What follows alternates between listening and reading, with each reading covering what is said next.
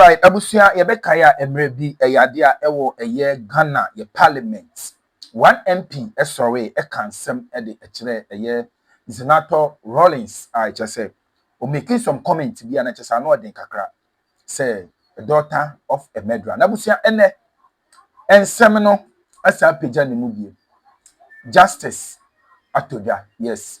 Se say the Zenator Rawlings abetodwa say wanya justice because obi a oka sansem no abetodwa say say nipa no ene chese yapa eye no hontuma enya asem kotwa ewo eye parliament wo ama eye enije kese pa na ahye ye sister ima chese achopa so egu ekwan so enya asem kotwa busua we die ma meka sam apese yeko na yekokotie ne yeko so yes MP ben na make sa comment we wan mo na chese abusua omo aka bom a omo atumi akọ eye honorable Dr. Zenator Rawlings na so se omo ede achopa ede eko mama yintini ne message be se wa se obe subscribe the amebo notification bell so for podcast update ha that's why be media gichi e be se wa ha yini atem ni kwan so ya adwen na ye kire ya adwen na ye kire e wo ye comment section wo ni kwan so wo ba no abomodi anso be che wa adwen onya atem bibio ye ntene e course so e message ya you dance of the issues. Well, Parliament is yet to identify the MP who described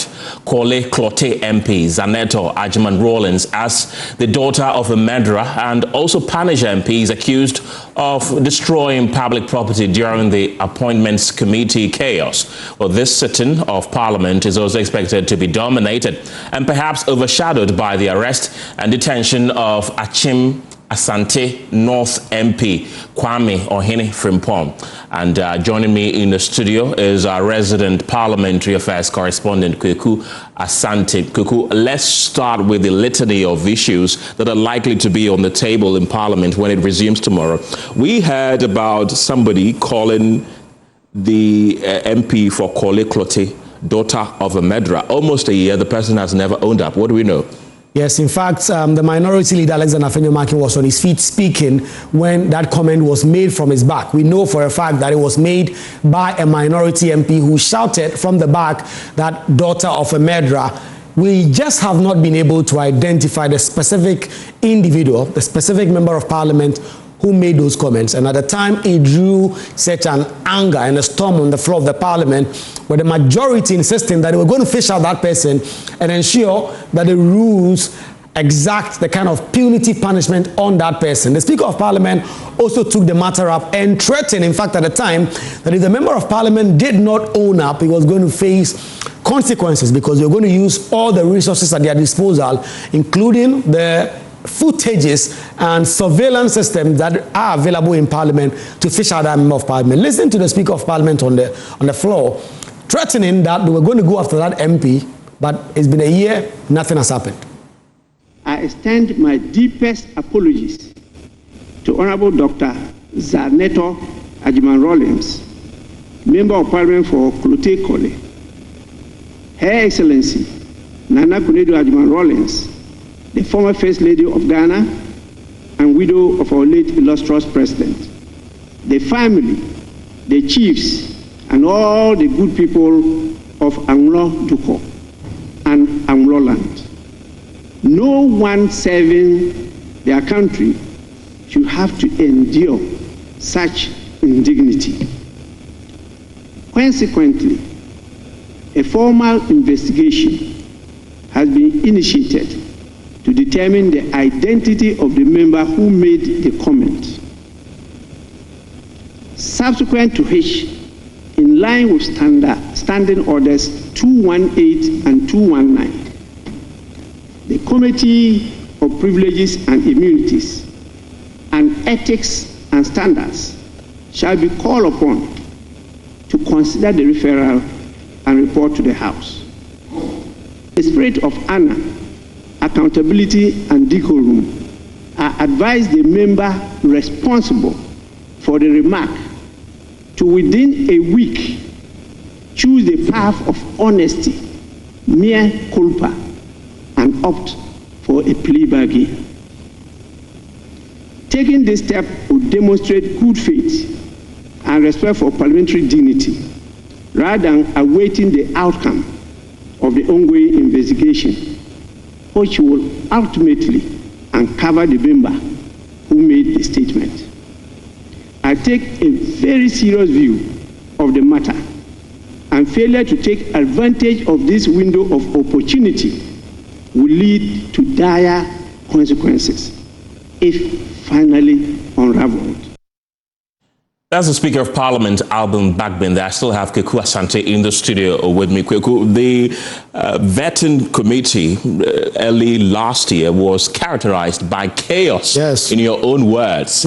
And up to now, there was a whole committee that was set up to investigate the matter. Some MPs were suspended. They were subsequently reinstated in Parliament. What has become of that committee, really? 31st January 2025. It's a big night. MPs had been sitting on the appointment committee right from morning up until evening. It was getting to midnight, and the minority at the time said they had had enough. They did not believe that they had to vet more ministers, and so the proceedings should be put on hold until the next day.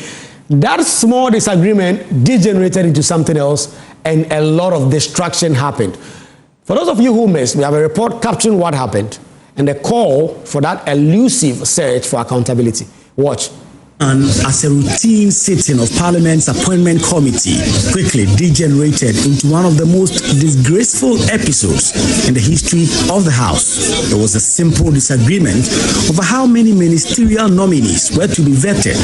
The candidate nominees that we didn't agree, we have done it. Kofi Adams was not part of the arrangement. We compromised and did it. We agreed on 4, we have done 5. They should understand. What is this? Why? Look, some of them we spend less than 30 minutes on them. We can't do proper vetting with this short time. They should understand this. Otherwise, it will not happen. It will not happen. But instead of resolving the matter through dialogue, the MPs decided to trade blows instead. For those of you whose memory of the incident may be hazy, this is a reminder of a bit of what transpired. Well, it's chaos. The table have been turned. It's chaos. It's chaos. It's chaos. It's chaos. The table have turned. More microphones are falling to the ground and things have been destroyed. The table has broken. The table has been broken with all that we are seeing here. It is obvious that this vetting may not happen. It is obvious that this vetting may not happen with all that is happening, with public property being destroyed. The following day, Speaker of Parliament Alban Bagbin responded forcefully. He announced stiff sanctions. 4 MPs identified as having played a role in the chaos were suspended. Let there be no doubt, Parliament's credibility has been seriously undermined. Consequently, the following members are suspended from the sittings of Parliament for 2 weeks. They are 1 and 2, the 2 chief whips, in the persons of Mr. Roxon Nelson Eche, Kwame Dafiemako, and Mr. Frank Ano Dompre. 3. We can ensure the orderly conduct of business in this House is achieved. So I am satisfied with not just the statement but also their conduct.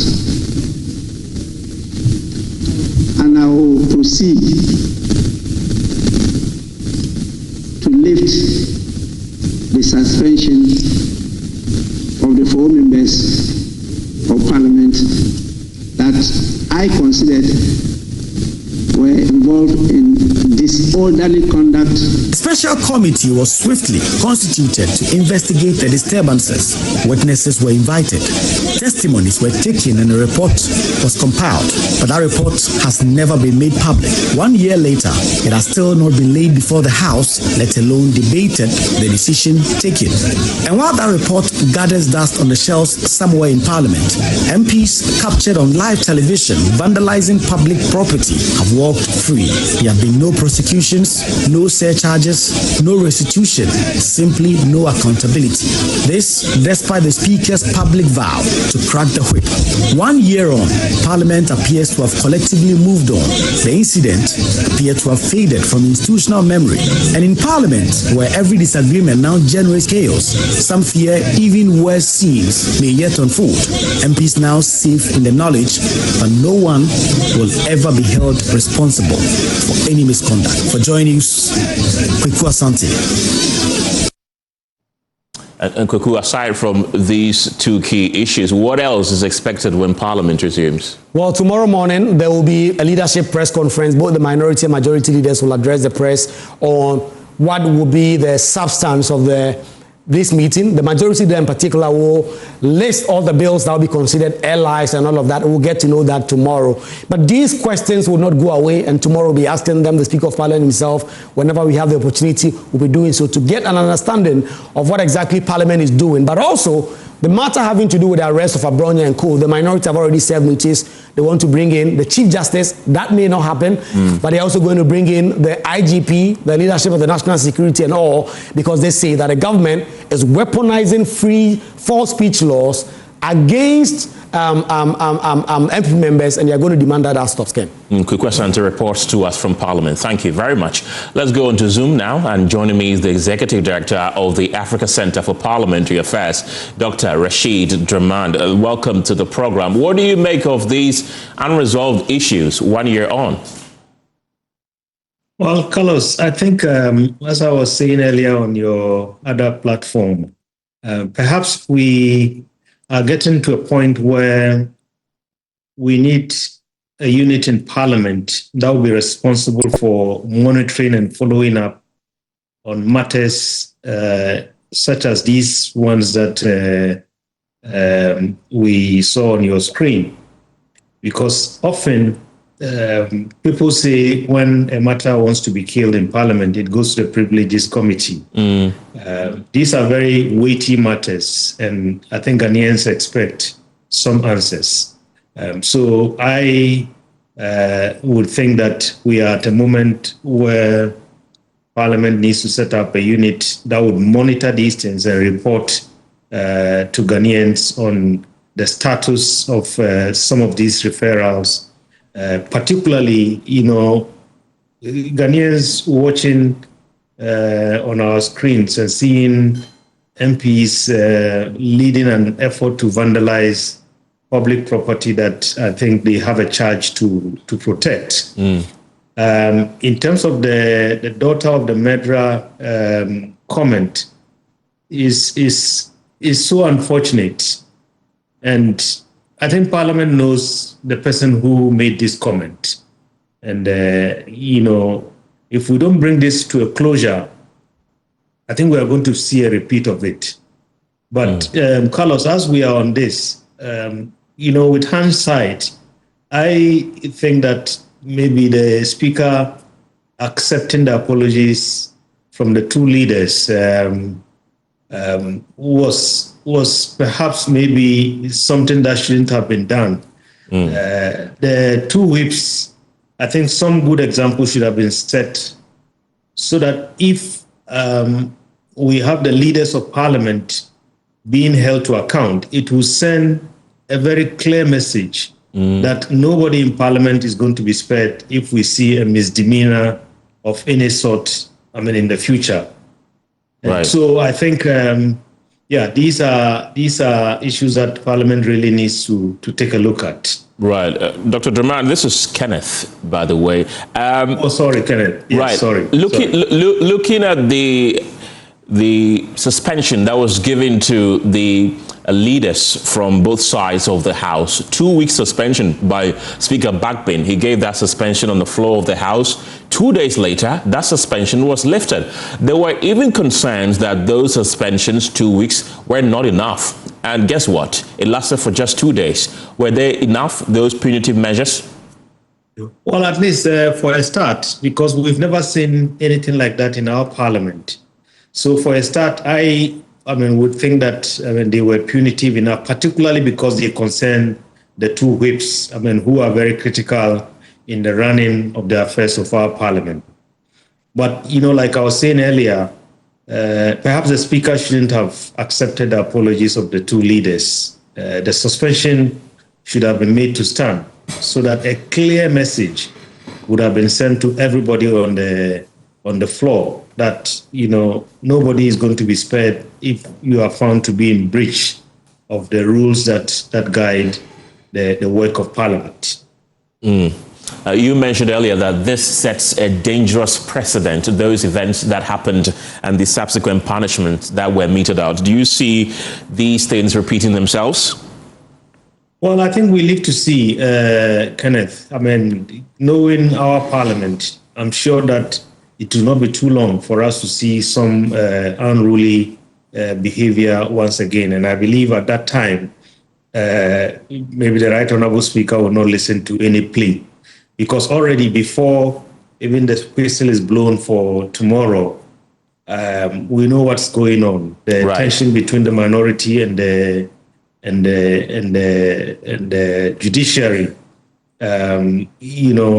We are hearing all kinds of threats in terms of the position of the minority.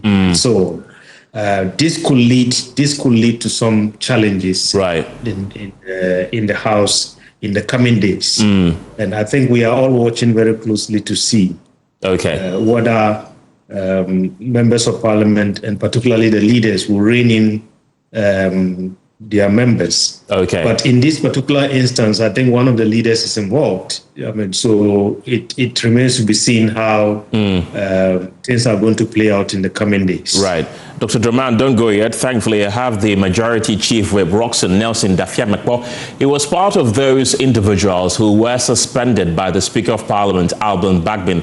Welcome to the program, Mr. Dafiamekpo. There are still issues that are unresolved, including the committee that was set up to investigate the chaos that ensued, which you played a major part. Why are these issues still pending unresolved?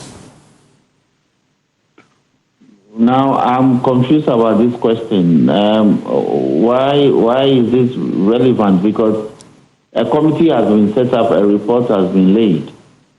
And so it's up to Parliament to take the report. My impression was that you were going to interview me about pending business for the next meeting, the second meeting of Parliament that starts tomorrow. That is correct. Those are part of the conversations that we're going to have. But because you are a Majority Chief Whip and you were part of that incident that happened a year ago, that is what has necessitated that question. I take exception to your question. I didn't play a major role. A committee has been set up. Findings of fact have been made. I wish you'd be speaking to the contents of the report. But to dangle me out as having played a major role, whether negatively or positively, I don't know what you mean. But let's be it as it is. Let me say that report is outstanding.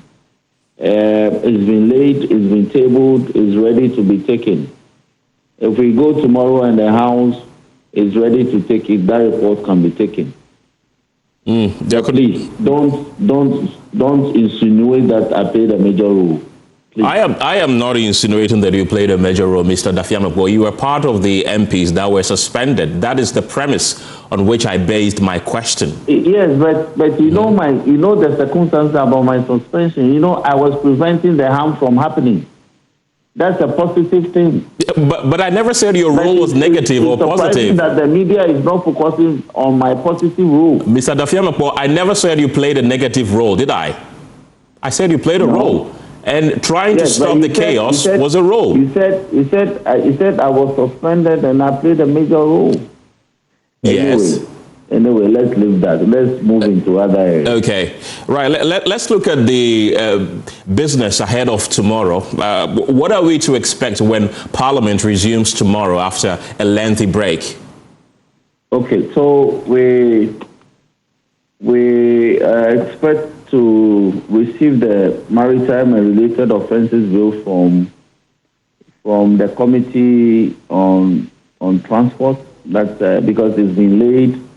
First reading done and refer to the committee to bring a report for the second reading to be done. That's it for Ministry of Transport.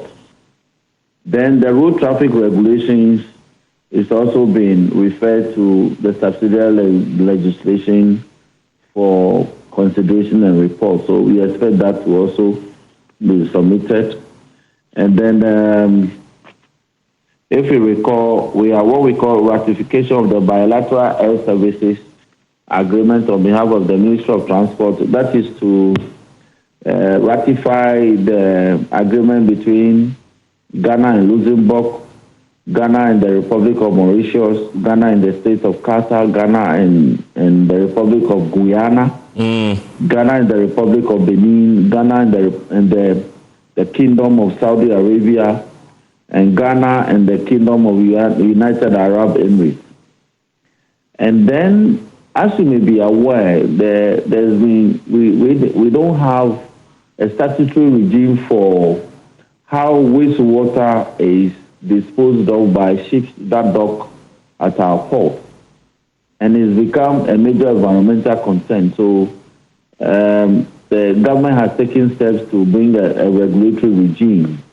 So Parliament is being urged to consider the bill called Ballast Water Management Bill 2026, and that is also to be laid and considered. Okay. Then we have a law on Ghana Shipping Tonnage Act. So the Ghana Shippers Authority has prepared the regulations on the tonnage. That is the 2026. So that is for the Ministry of Transport.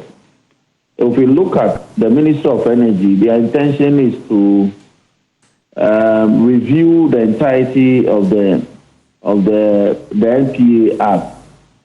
So there's a new bill coming to review the gamut of the legislations underpinning the work of the NPA.